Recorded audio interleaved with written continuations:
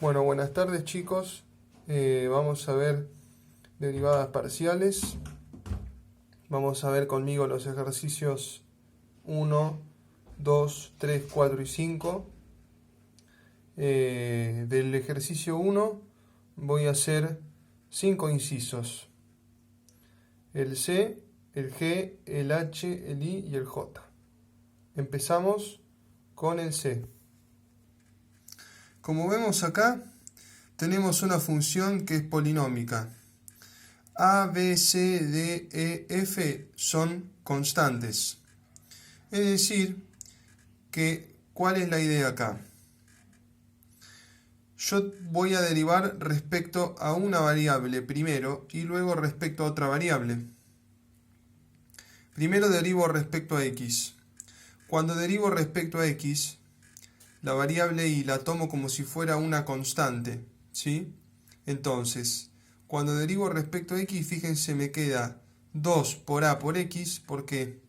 Porque bajo el 2 en ax, siguiendo la regla de derivación de polinomios, más b por i, porque fíjense que tengo x y después tengo b e i, entonces b e i lo tomo como la constante que acompaña a la x. Entonces queda bi más d. ¿Por qué? Porque tengo acompañada por d a la x, ¿sí? Cuando derivo respecto a i, tomo a x como una constante.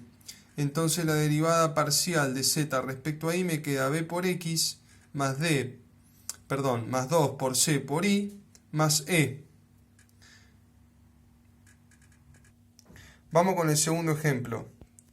Tengo la función u igual a e a la x menos 2 por i más 3 por z al cuadrado por coseno de x más i menos logaritmo de z.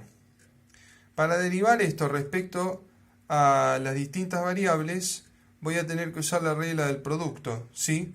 Entonces, cuando derive respecto a x, voy a tener e a la x menos 2 por i más 3 por z al cuadrado por la derivada de x menos 2 por i más 3 por z al cuadrado respecto a ¿quién? Respecto a x. Si derivo respecto a x, la derivada es 1, por eso multiplico por 1. Y después lo multiplico por el coseno de x más i menos logaritmo de z, que es la función que no derivé todavía, más e a la x menos 2 por i más 3 por z al cuadrado por la derivada del coseno, que va a ser menos seno de x más i menos logaritmo de z por la derivada de lo que está dentro del seno, que va a ser 1.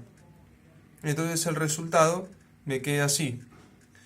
Voy a calcular la derivada con respecto a i.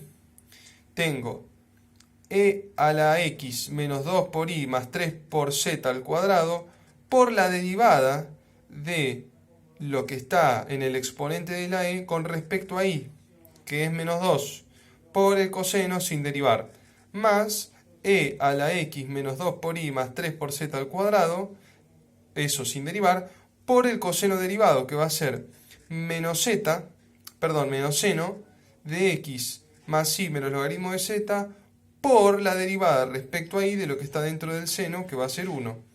Y me queda así la derivada de u respecto a i. Vamos a calcular la última, que es la derivada de u respecto de z. Tengo e a la x menos 2 por i más 3 por z al cuadrado por 6z por coseno de x más i menos logaritmo de z más e a la x menos 2 por i más 3 por z al cuadrado por menos seno de x más i menos logaritmo de z por menos 1 sobre z. Fíjense, lo que está acá es la derivada de lo que está acá arriba respecto de z. El coseno lo dejé sin derivar. Después cuando vengo acá, dejé el e a la exponente sin derivar. Y acá derivo el coseno, que es menos seno de lo que está ahí, por la derivada de lo que está acá adentro respecto de z. Entonces el resultado final me queda así.